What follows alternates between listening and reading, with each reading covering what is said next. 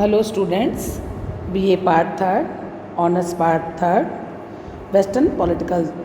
Thinkers के व्याख्यान की श्रृंखला में हम फ्रेडरिक हीगल पर चर्चा हमने प्रारंभ कर रखी है। शुरुआती क्लासेस में हमने हीगल के राज्य संबंधी विचार को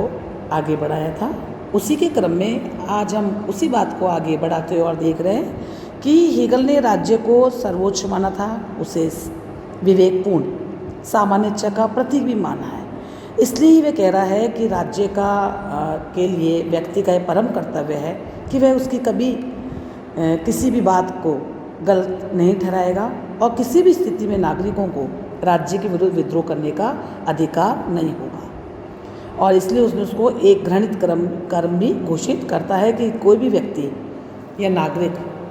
राज्य के प्रति विरोध या विद्रोह नहीं कर सकता है। इस संबंध में सेबाइन जो एक इतिहासकार है, उन्होंने हीगल के राज्य संबंधी विचारों के संबंध में लिखा है कि हीगल का मस्तिष्क जर्मनी के एकीकरण के प्रश्न से इतना ज़्यादा विचलित रहता था कि उसने व्यक्ति को राज्य में विलीन कर दिया और इस संबंध में उसने कोई हिचकिचाहट भी नहीं दिखाई। इसलिए वह राज्य की वेदी पर व्यक्ति का बलिदान कर देता है। तो यहाँ हम देखते हैं कि हीगल का जो राज्य संबंधी विचार है, यहाँ राज्य उसके लिए एक सुप्रीमेसी, एक सर्वोच्च संस्था है जहाँ व्यक्ति के हितों का और उसकी स्वतंत्रता का बलिदान भी किया जा सकता है। इसी के क्रम में हम आज देखते हैं कि राज्य और नैतिकता के विषय में हीगल का दृष्टिकोण क्या था। हमने देखा कि हीगल के लिए राज्य एक निरंकुश व्यवस्था है जो नैतिक दृष्टि से उचित है, और क्योंकि राज्य नैतिकता का संस्थापक है इसलिए उस पर किसी भी नैतिकता के नियमों को लागू भी नहीं किया जा सकता है। उसकी एक किताब है आचार शास्त्र, एथिक्स, और उसमें हीगल लिख रहा है कि राज्य एक निरपेक्ष बुद्धि है जो अच्छाई, बुराई, छल, कपट के किसी भी नियम को नहीं मानता है। यानी कि राज्य एक एब्सोल्यूट यूनिट है जिसके लिए कोई भी नैतिकता के नियम नहीं बने हैं। और हीगल का यही जो विचार है वह उसके समस्त या उस समय के समस्त राजनीतिक चिंतन के इतिहास में एक अभूतपूर्व घटना या भूतपूर्व विचार माना जा सकता है, क्योंकि हीगल से पूर्व किसी भी दार्शनिक ने राज्य की नैतिक निरंकुशता का प्रतिपादन नहीं किया था।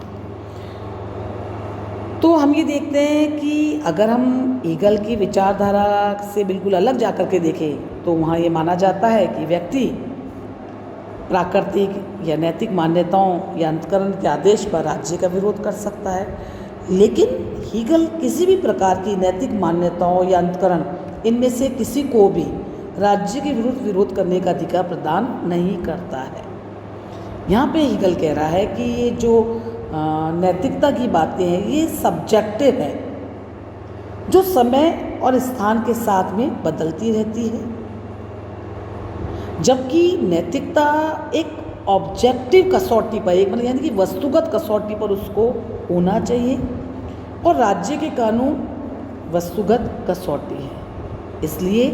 राज्य के कानूनों के पालन में ही जनता का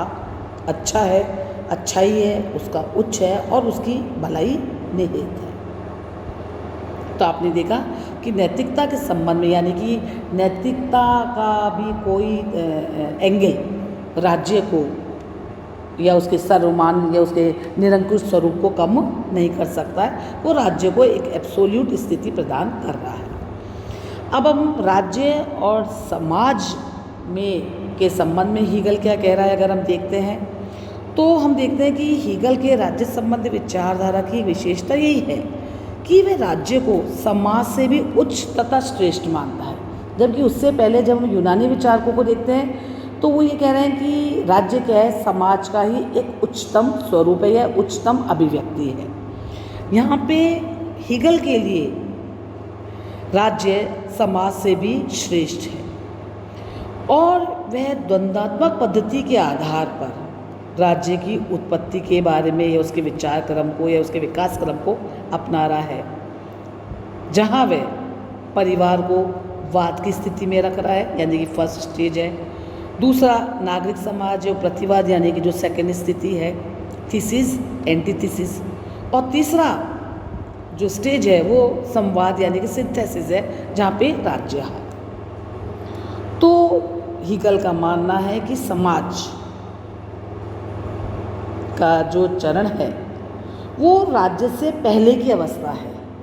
जहाँ पे व्यक्ति स्वार्थ या कंपटीशन के आधार पर सोसाइटी के अंदर सरवाइव करता है। लेकिन राज्य है वो मनुष्य के या सार्वभौम आत्मा की, जहाँ वो बात कर रहा है, या सर्वोच्च की बात जब वहाँ कर रहा है, आत्मा के विकास की बात कर रहा है, तो वो कह रहा है कि राज्य समाज की तुलना में उच्च है।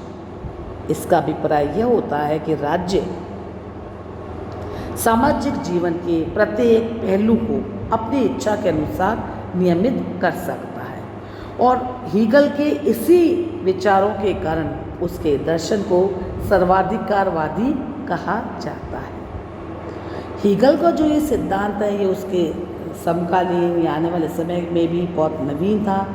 क्योंकि प्लेटो को अगर छोड़ करके कोई भी राजनीतिक विचारकों ने राज्य की तुलना में समाज को हमेशा प्रधानता दी थी, लेकिन हीगल के काल में ही राज्य को समाज की तुलना में बहुत उचित स्थान दिया गया है। तो हम ये देखते हैं कि राज्य और समाज के संदर्भों में भी हीगल के विचार अपने समय से बहुत अलग थे। इसी प्रकार अगर अंतर्राष्ट्रीय क्षेत्र में हम देखें कि राज्य को वो किस तरह से परिभाषित करता है या उसे किस प्रकार की स्थिति को समझता है, तो यहाँ पर हम उसके युद्ध संबंधी विचारों को भी समझ सकते हैं, क्योंकि हीगल राष्ट्रीय राज्य का फॉलोअर था, प्रशंसक था, और वह उसका उपासक भी था, क्योंकि उसका ये मानना था कि राष्ट्रीय राज्य जो नेशन स्टेट है का जो आधारभूत विचार है ये दैवी इच्छा के अनुरूप है, और राष्ट्रीय राज्य दूसरे राज्यों के साथ संघर्ष करके इस मार्ग को अपनाकर ही अपने लक्ष्य को या अपने पूर्णता के लक्ष्य को प्राप्त कर सकते हैं। इसका मतलब वो किसी प्रकार के अंतर्राष्ट्रीय वाद में उसका विश्वास नहीं है, और युद्ध को वह मानव जाति के लिए एक अनिवार्य आवश्यकता मान रहा है,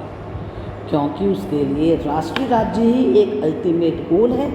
और ये राष्ट्रीय राज्य का जो कॉन्सेप्ट है ये आपसी संघर्ष और युद्ध के द्वारा ही प्राप्त किया जा सकता है। तो अंतर्राष्ट्रीयवाद की किसी भी स्थिति को वो स्वीकार नहीं कर रहा है।